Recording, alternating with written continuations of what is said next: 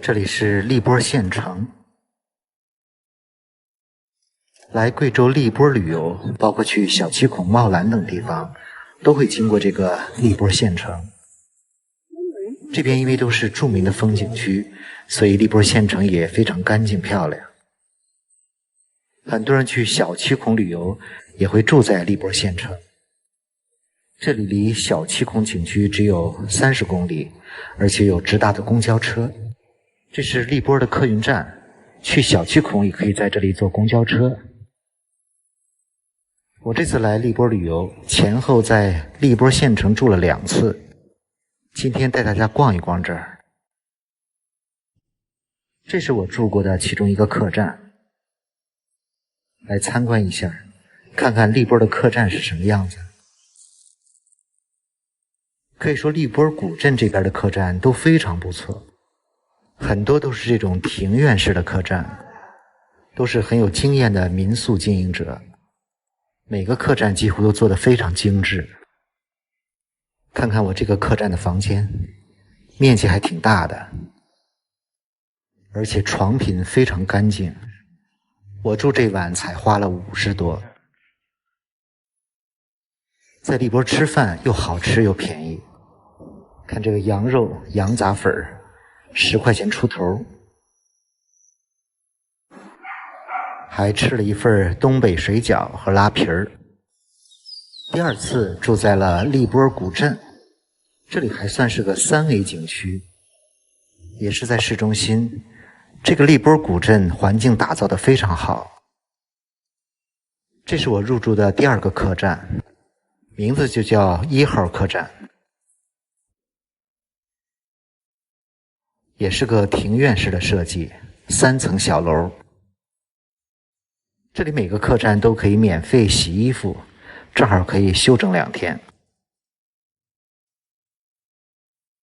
再看看这个客栈的房间，我在网上订的也是60多。可以说荔波的民宿都是比较精品的民宿，50、60块钱入住实在是太划算了。如果是以往不可能是这样的价格的，可见疫情对旅游业从业者的影响太大了。这是住的3楼的露台，坐这里休息非常舒服。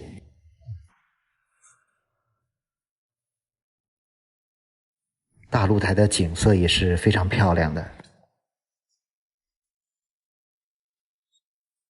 荔波古镇算是荔波县城打造的一个旅游示范区，环境打造得非常优美，吃住也非常的方便。带着大家逛一逛这个荔波古镇，看看这里有什么好吃的。古镇的特点，第一是客栈多，第2是餐馆多，这里还有网红街。今天睡了个大懒觉，出来早中餐一起吃。这里有个很著名的嘉荣生态牛肉馆，牛肉非常的新鲜好吃。顾客可以自选分量，买5块钱的、10块钱的、15块钱、20块钱都可以，跟着要的粉一起吃。很多人吃10块钱的当一顿中餐都可以。粉面都是5块钱，另外加肉。这个小碗是5块钱牛肉，这个大的是我要的20块钱牛肉。是年粉10块，这个是年粉20。这个叫嘉荣的牛肉馆有好几家。看我这一碗20块钱全是牛肉，感觉要10块钱牛肉足够了。入屋水乡，继续逛逛古镇。这个古镇有很多条街巷，这条巷子里植物非常漂亮，打造成了布依族的水乡。小桥流水，还有椰林。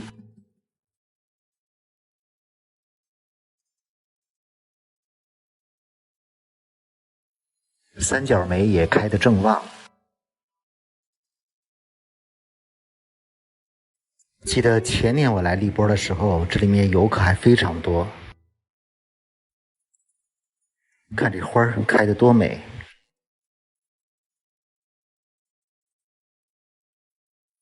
荔波现在的楼盘价格大概是3000一平，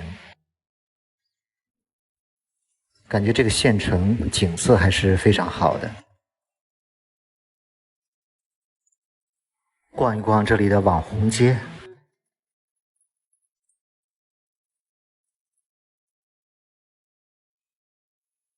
小河两边都是古色古香的庭院。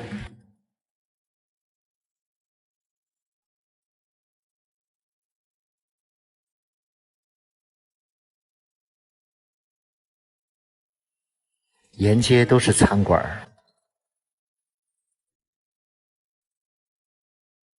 这里有不少的网红餐厅，其中吃的最多的是豆花鱼。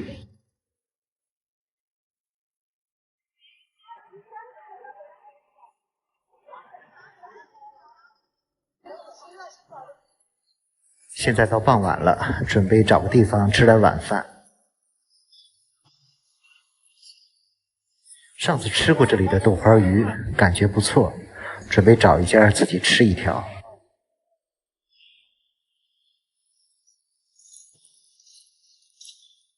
就是这种张江豆花鱼。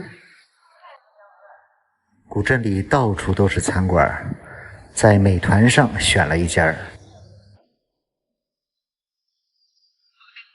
吃饭的游客都不多，点了一份双人套餐，价格比单点一条鱼都便宜。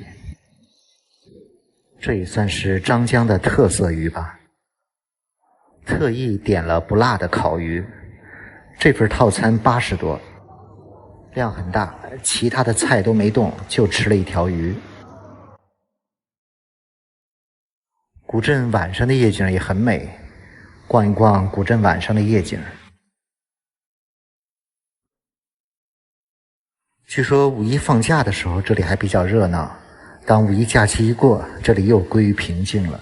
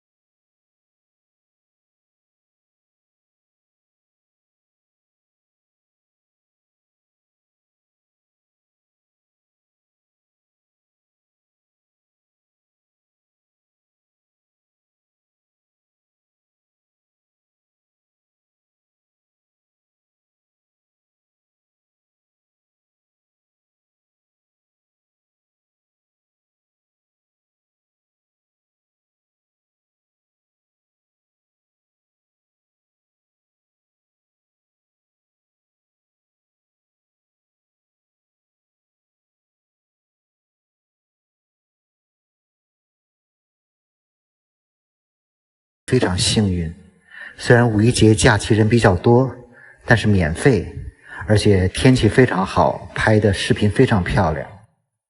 这次来荔波主要去了3个景点：大小七孔、瑶山古寨和茂兰自然保护区。不知不觉在贵州玩了将近2个月了，其实还有很多地方没有去，也有不少网友向我推荐很多小众景点。接下来准备去贵州的平塘，去平塘来一次探秘之旅。平塘和荔波都属于黔南布依族苗族自治州，但是论名气，平塘比荔波小太多了。我这次就要去平塘来一次探秘之旅，看看那里都有哪些非常美的秘境之地。请大家继续关注北京老刘的平塘探秘之旅。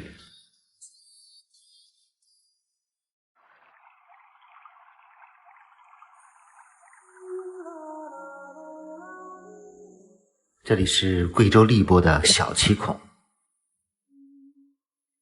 小七孔是世界自然遗产，国家5A 景区。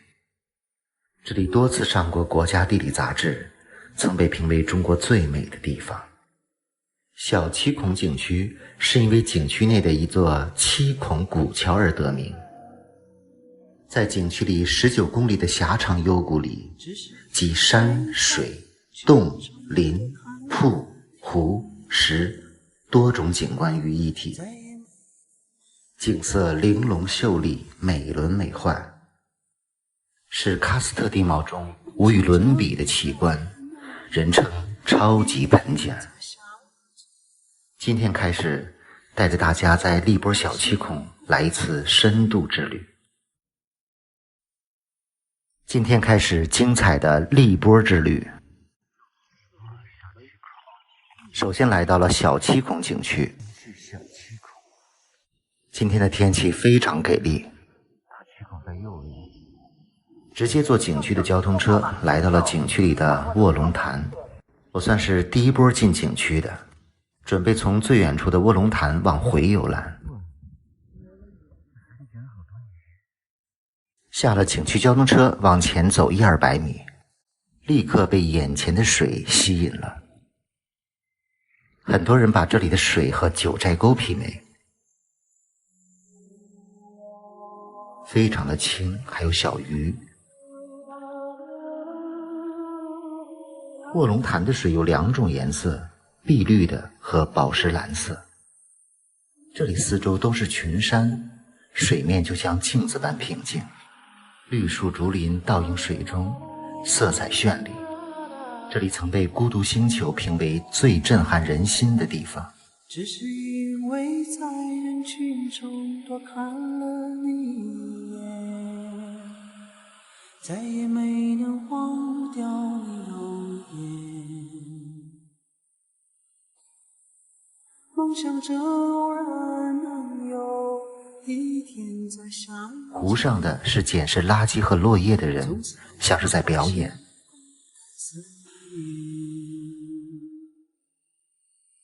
想你时你在天边，想你时你这边的水变成了宝石蓝色，想你时你在脑海，在这里拍照真的太美了。是你在心间。看看这水多漂亮，你相信我们前世有，潭边有很多的竹林，爱情故事不会再改变。你用这一生水中有很多的小鱼，发现我一直在你身旁，从未走远。真的像是一幅绝美的山水画。第一个景点卧龙潭的水就惊艳了我。从卧龙潭往前就是卧龙潭瀑布，看这里水的颜色变化。我选择的游览线路是从卧龙潭一直往下，所以相对轻松。弯月形的卧龙潭瀑布，欣赏一下卧龙潭瀑布。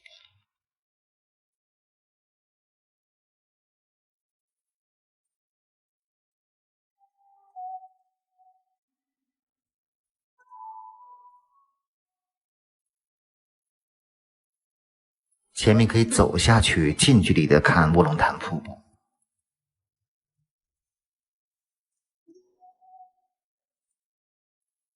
小七孔的空气非常好，负氧离子非常高。瀑布像一大片珠帘一样。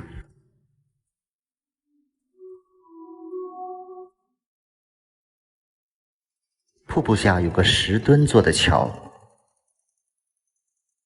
这个桥非常上镜，在桥上走一走，拍拍照。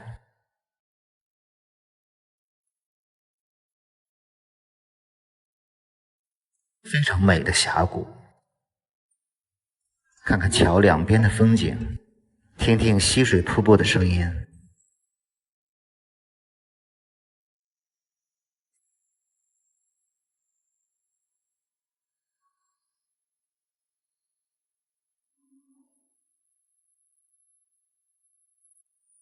这段峡谷叫卧龙谷，这里有个漂流的地方，真的是蓝天白云，青山碧水。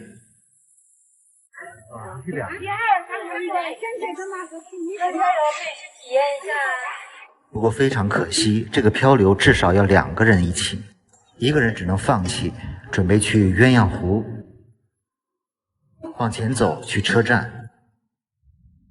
哇，天气真好，真的是难得的好天气。哈斯特海是由2个大湖、4个小湖串联而成的一个奇妙水网，是一组高原喀斯特湖泊。现在到了鸳鸯湖站。前年我来小七孔的时候，因为时间紧张，没有去到鸳鸯湖，非常遗憾。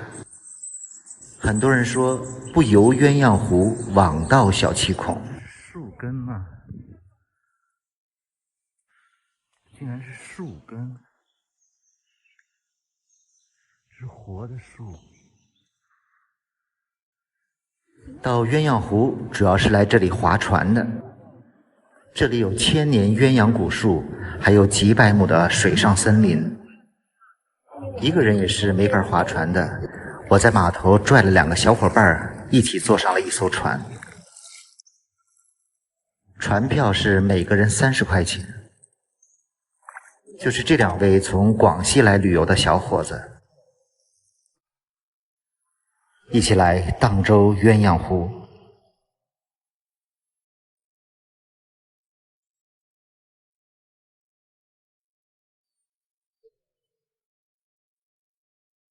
这个鸳鸯湖是典型的盐溶湖，水域面积20公顷，相当大。里面有2个天然湖泊，鸳湖和鸯湖。2湖之间有一个长约700米的水上林荫通道，很像是进入了原始森林。湖中的绿岛上有2棵鸳鸯古树，据说树龄已高达1000年。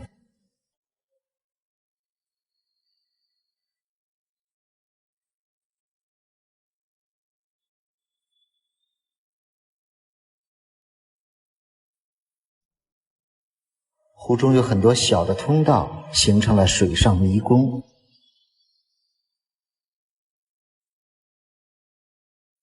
这里的湖水4季恒温，两岸都是古木森林。鸳鸯湖是小七孔景区非常有代表性的景点，素有不游鸳鸯湖，枉到小七孔之说。所以来鸳鸯湖荡舟的游客非常多。荡舟期间如临仙境。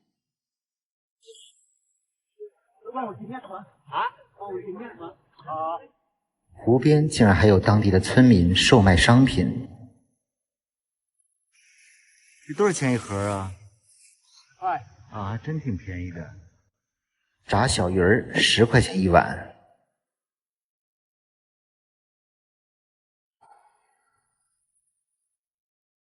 继续往前滑行，这里的湖面非常大。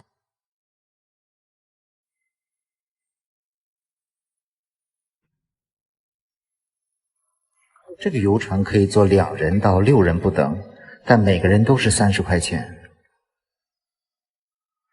看湖边卖东西的当地老人，非常的慈祥。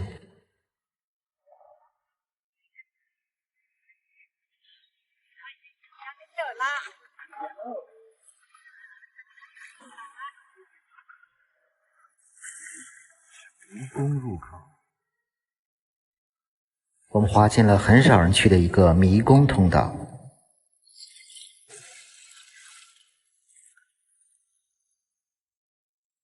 这里更漂亮了。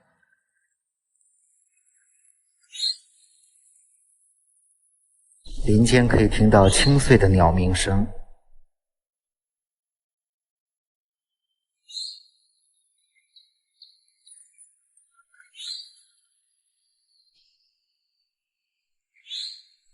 多么幽静的地方，真的如临仙境。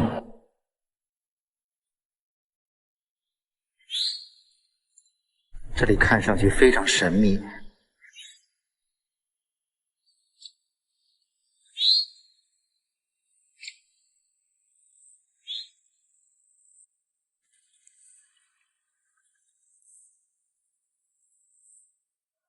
有一些河道被躺倒的古树隔断了。现在又来到了另一处开阔的地带。这两个小伙子划船的技术不错。远处的山上有一个很大的溶洞。鸳鸯湖空气中的负氧离子含量高达每立方厘米12万个，真的是洗肺养生的绝佳之地。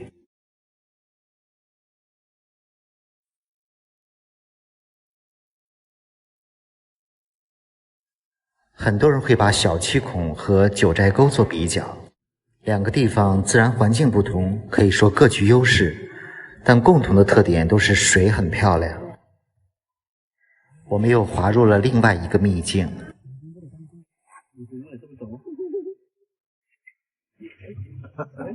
很厉害。这条水路有点像绿野仙踪。好像九寨沟是不能下水、不能划船的。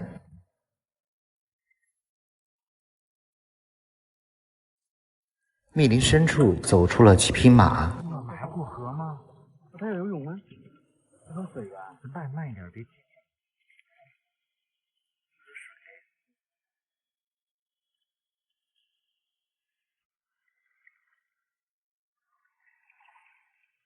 那跟我走去。画面就像是一幅绝美的油画儿。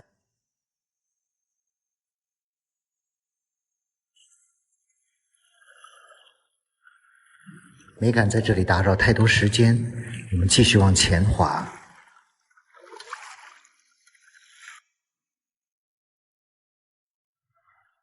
一切就好像是在电影里看到的景色。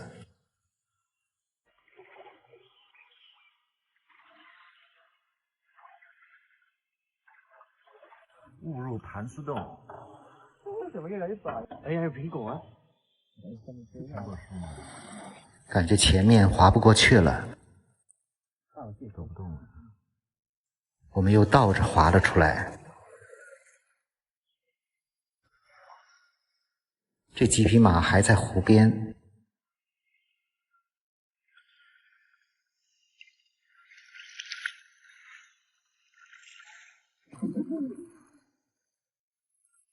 现在又滑到了水面开阔的地方。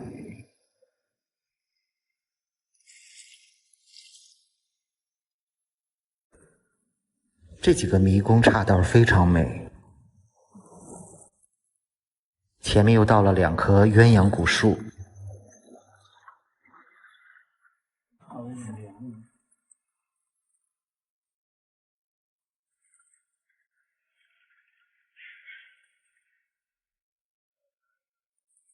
这里的游船突然多了起来，感觉扎堆儿了。据说这一天因为是5一放假，又是好天气，所以景区来了17000游客。难怪一下子有这么多游船，感觉湖面上一下子拥挤起来。我想这才是旅游景区里的常态吧。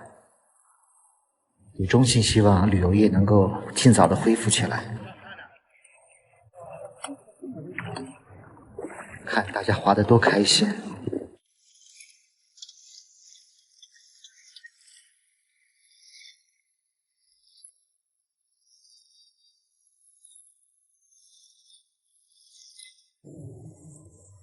这应该算是我划船欣赏到的最美的风景了。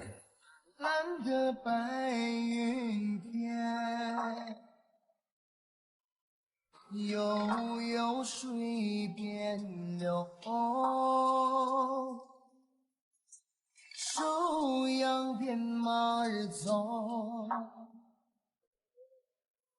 月上柳梢头。感觉这30元的划船费真的太值了。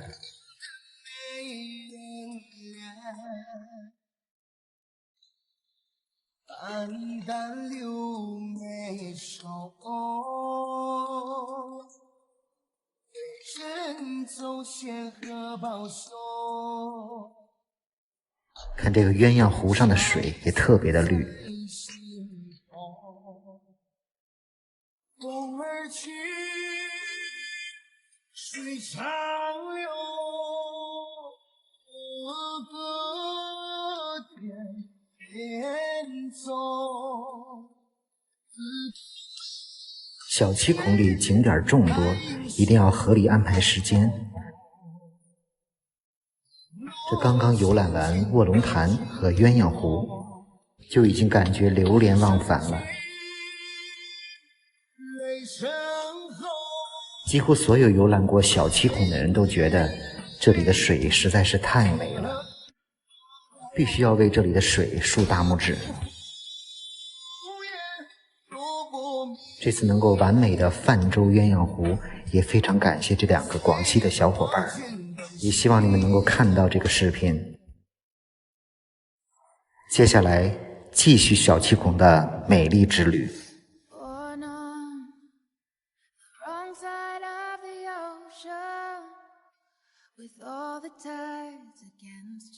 下一集重点拍一拍小七孔的瀑布。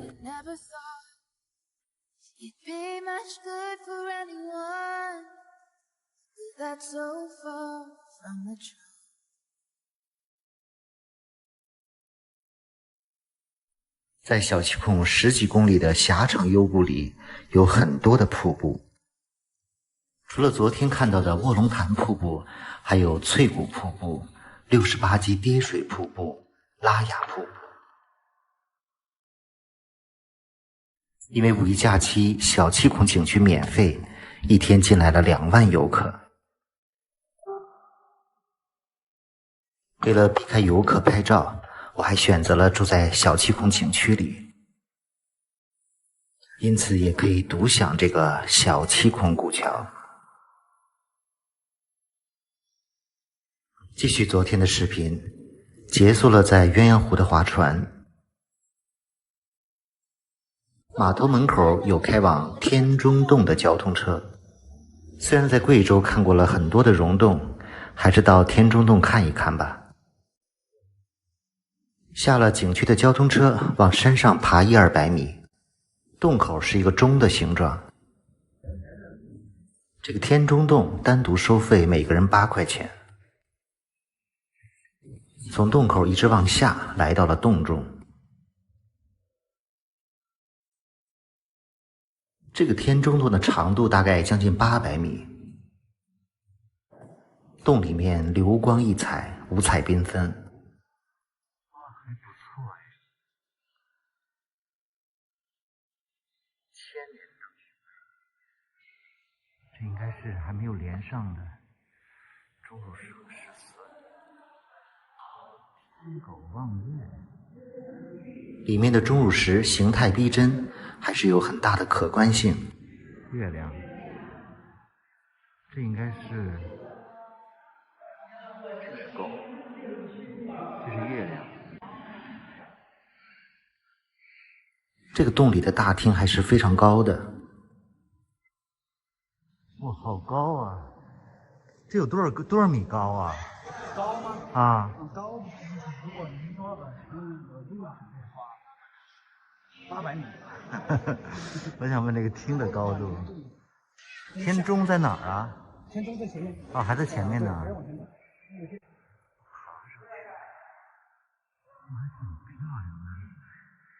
如果没有去过太多溶洞，这个洞还是非常漂亮的。不错耶。前面就是天钟了。哇，这就是天钟啊！洞中央这个形似大钟。高度大概有7、8米吧。天中洞里道路还是非常平坦的，里面有鳄鱼厅、金鸡厅、百兽厅、犀牛厅等等。这应该是鳄鱼。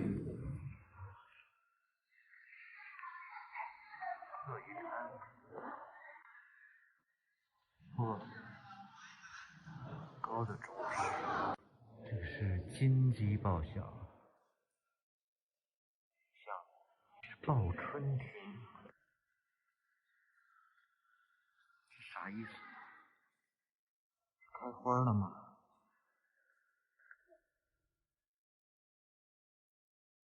总体上，这个天中洞还是值得走一走的。前面就到了洞的出口，从洞里出来，下台阶儿，继续坐车。小七孔景区里的交通车还是非常便利的。景区车来到了翠谷湿地和翠谷瀑布，这里视野非常开阔，湖里有很多的鱼。在这还碰到了粉丝，帮我拍了个背影。前面那个瀑布上需要涉水，光脚走路。翠谷这边有山有水，还有瀑布，感觉这片区域聚集了很多人，也有很多人在这里休息吃饭。湿地湖上有很多的栈道，这里的视野非常开阔。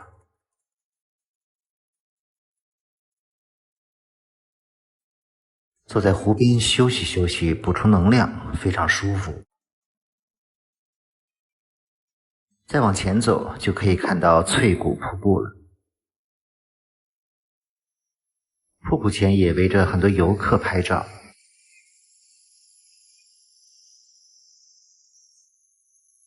这里四面都是群山，苍翠欲滴，所以叫翠谷。很多人在瀑布前留影。翠谷瀑布悬于半山腰，这个高度大概60多米，是小七孔景区里面落差最大的瀑布。几年前，著名的探险家贝尔曾来到这个翠谷瀑布拍片儿。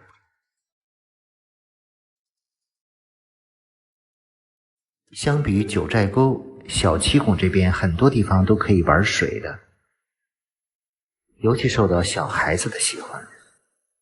在翠谷景区停留了一会儿，现在前往下一站。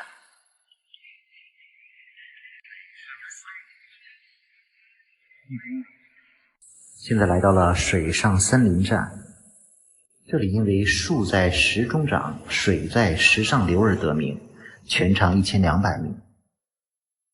这里所有的树都扎根在河床的岩石缝中，虽然被激流长期淹没，但仍然长得郁郁葱葱。这种奇妙的水上生态系统，在全球的喀斯特地貌中也是绝无仅有的。就这样穿行其中，妙趣无穷。这里面是冬暖夏凉的，很舒服。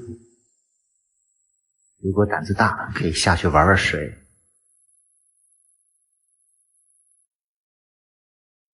另外，如果想省力的话，可以先从上游玩，往下走，就像我一样往回走。这段竹林还挺漂亮。从水上森林出来，继续坐车前往下一站。这站好像叫石上森林，可以在这里休息一下，吃点东西。这里的小吃非常便宜，味道也不错。都不是咸的吧？有咸味了。坐这里稍事休息。煎饺10块，豆腐10块。68级。休息片刻，开始走68级跌水瀑布。这是一条3公里的河段，落差40米。首先经过的是断桥飞瀑，一股巨大的水流从山上越过道路，飞落到河中。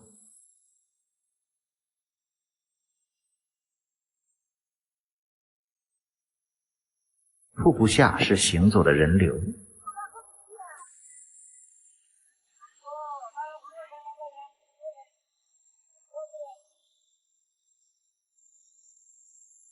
这个就叫断桥飞瀑。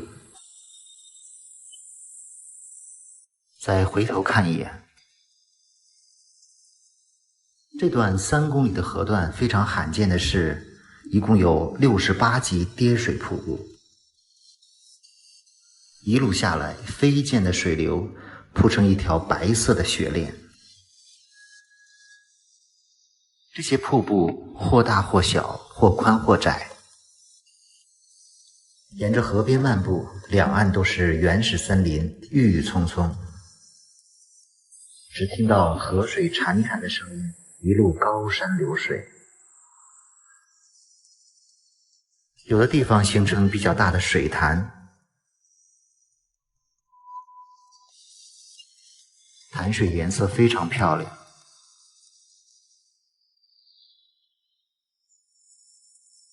在这么短的一条河道上有68级瀑布是非常罕见的。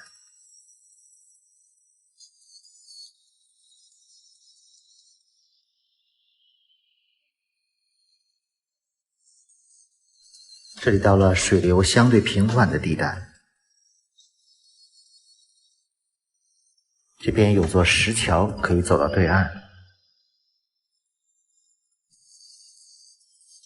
水流的声音非常大，看看河边密密麻麻的人，据说今天小七孔已经涌进了2万游客，因为是免费的。前面又到了一处漂亮的瀑布，这个瀑布的名字叫拉雅瀑布。先来到对面的观景台上看这个瀑布。拉雅瀑布高30米，与壮观的黄果树相比，拉雅瀑布另有一番风韵。它很像一个玲珑剔透的小仙女，着一袭白裙，从山崖上飘飘而下，在绿头山野的背景里显得格外耀眼。但现在游客也是越来越多，很难拍出非常清静的照片了。不过现在在疫情的这种情况下，有这么多人来旅游，也算是另一种风景了。再往前就是著名的小七孔古桥了。小七孔古桥是小七孔里最著名的景点，所以古桥的四周也聚满了游客，都在这里拍照。看看桥上桥下有这么多的游客，这种情况下是很难拍出有意境的照片。这里就是小七孔拍照的最佳点位。看看这排队等车的人流。其实已经考虑到今天的小七孔游人很多，所以我打算住在景区里，避开人流。在小七孔古桥的边上就有一个景区的酒店，养心谷酒店。这个酒店离小七孔的古桥只有100-200米。酒店的环境非常的好。看看我住的房间。住在这里的好处就是傍晚和清晨在没有游客的时候可以去景点拍照。像这个酒店就可以在傍晚和清晨去小七孔古桥拍照。看这里环境多好，所以叫养心谷，空气太好了。这个酒店在网上400-500就可以订到，还包含了早餐和中午的便当。吃过晚饭出来转一转，看看还有没有游客。很多人会把小七孔古桥这一站作为最后一站，所以在这里清场是比较晚的。现在已经晚上7点了，还有游客。好像大家都在卡着时间坐最后的末班车。我干脆往前走走，去拉雅瀑布看看。从古桥到拉雅瀑布这一段也非常的美。这里的小瀑布非常的上镜。果然，前面的拉雅瀑布几乎没有游客了，可以在这里放心的自拍一下了。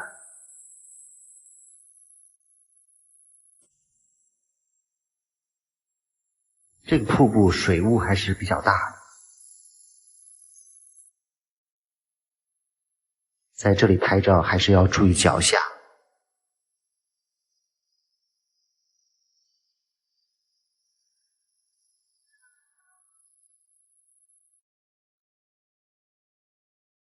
现在天色暗了下来，返回小七孔古桥已经没有游客了，可以踏实的自拍一段视频了。虽然光线有些暗，但是还挺有意境的，是吧？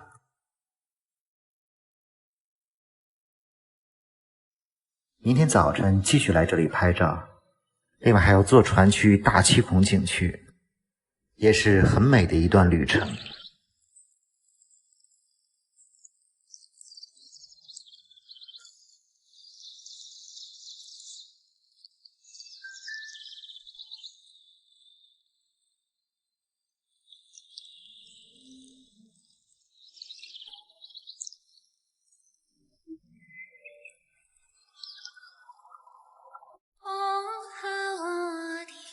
这里是荔波小七孔景区的小七孔古桥，很难得一个人走在桥上。在小七孔景区其实有大小七孔两个景区，所以来小七孔千万不要忘了去大七孔看一看。昨晚住在了小七孔古桥旁的酒店，没想到早晨醒来已经7点半了，赶紧去小七孔古桥拍照，一定要赶在8点以前，景区游客到来之前。几分钟就来到了小七孔古桥，感觉还是来晚了，光线太亮了。桥下也来了几个住在景区酒店的游客，看河里的小鱼。几个游客都比较自觉，轮流在桥上拍照。这就是住在景区酒店的好处吧。我也上桥走一个来回儿。这个视频如果后期加上慢动作和音乐就非常完美了。这是一座小巧玲珑的7孔古石桥，桥长25米，宽4米。这个桥建于1836年，桥上爬满了绿色植物，如果早点来有雾气会更漂亮。感觉还是昨天晚上拍的比较有意境。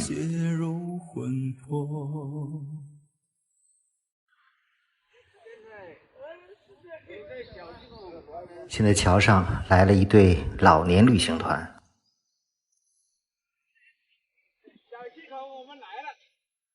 趁早晨游客不多，周围转一转。远处是拉雅瀑布，桥下叫寒碧潭，旁边有个铜鼓桥。桥上走一走，看看两边的风景。现在回酒店吃早餐。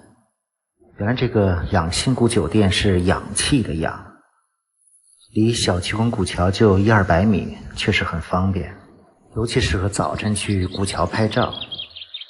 早餐清粥小菜。吃过早饭，现在去大七孔景区。这个酒店其实面积不小，酒店环境非常好，比较适合休闲度假，很多都是这种独栋小木屋。今天的天气非常好，前面去坐景区的交通车。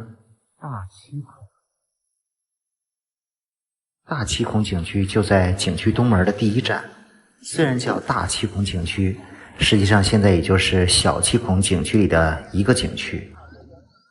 大七孔的特点是有一段可以坐船游览，船票单程20元，还比较划算。太美了，看着水多绿。坐船的距离大概也就1公里多，沿途风光非常美。所以可以单程坐船，回来可以徒步回来。这里的水真的是太绿了。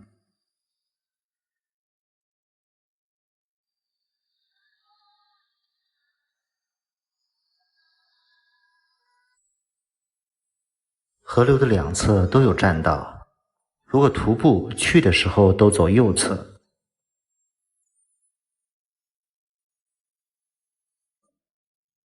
大七孔的景点以原始森林、奇峰溶洞、峡谷伏流为主要景观。坐船视野更加开阔，也更轻松自在。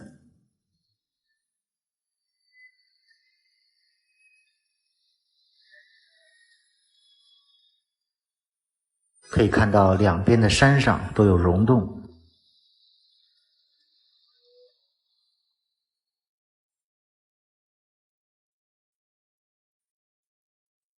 很多游客都在小七孔景区看到过小七孔桥，但是都没有看到过大七孔桥。因为大七孔桥年久失修，还需要走过去，所以很多人都懒得过去了。看看这两岸的峭壁，这绿色像油画一样。绝壁上有很多钟乳溶洞。大约10分钟到了前面的码头。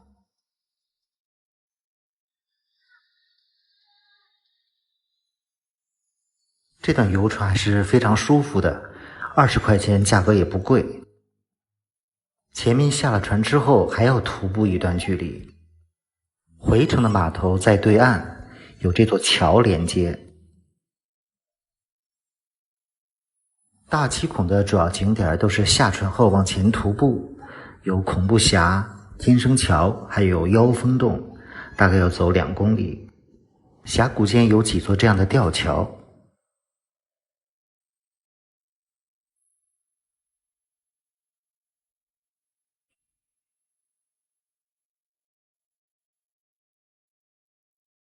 抬头看看这个大七孔的峡谷，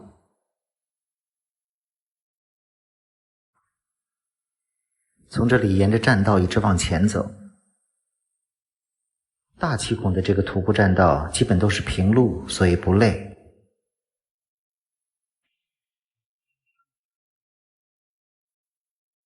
远远的已经可以看到前面的天生桥了。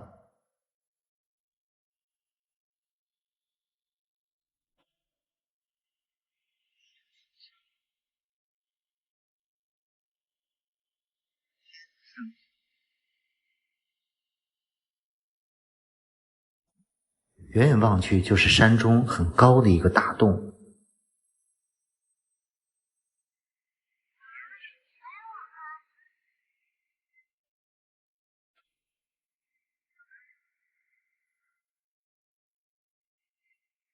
有栈道可以从洞中穿过，小心旁边山崖的一些巨石。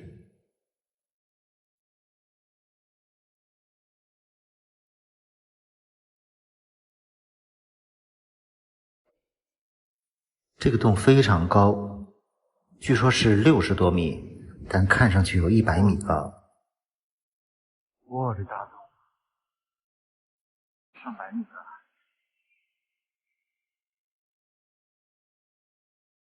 这个洞人称东方凯旋门，洞的宽度大概有20多米。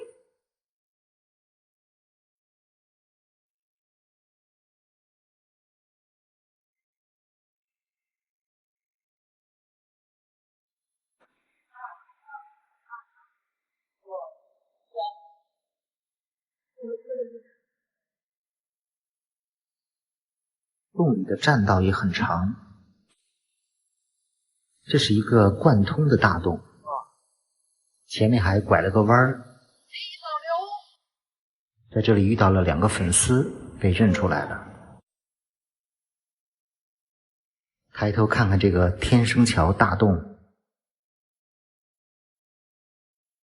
天生桥顶端的厚度大概是10多米。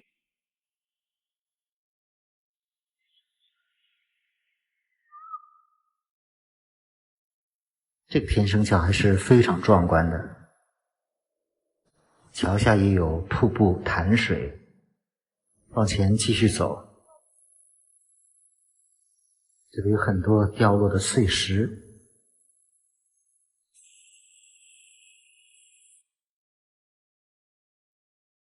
过了天生桥，往前走就是妖峰洞。妖峰洞，这段路还要走几百米。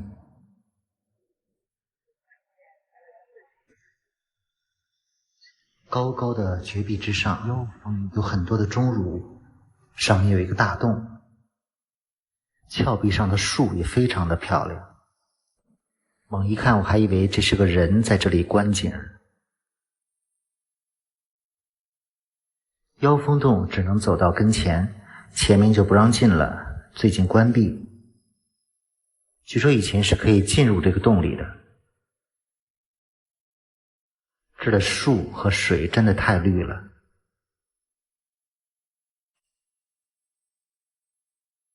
这边有个人造桥，以前这里都应该是通的。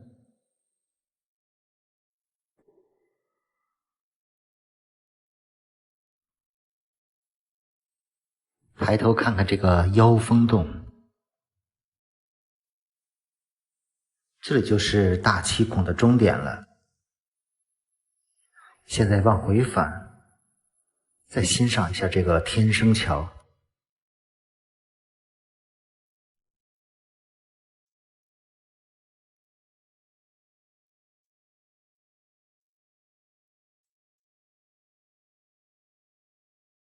多漂亮的天生桥！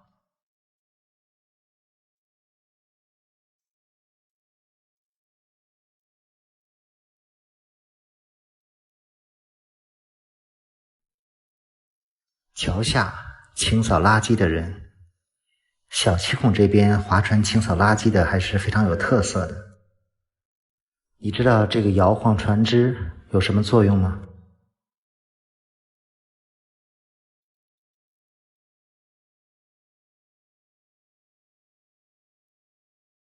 我前年来小七孔玩的时候，这个大七孔就因为下雨关闭了，所以到大七孔游览也是要凭点运气的。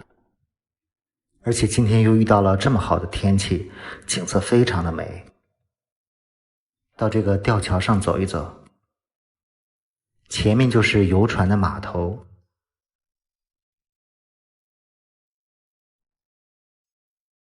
左侧就是天生桥。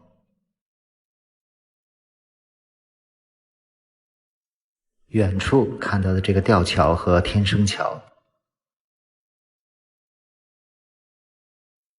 回程没有选择坐船，而是选择了徒步。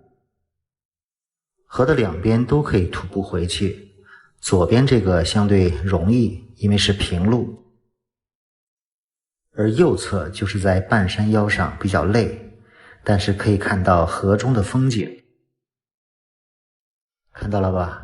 左边的栈道比较省力，右边的栈道虽然是在山上，但可以看到下面的游船。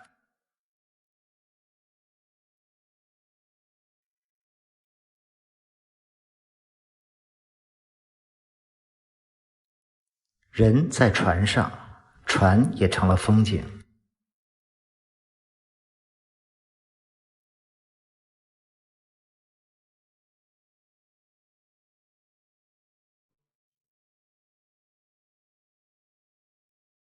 感觉小七孔真是处处有美景。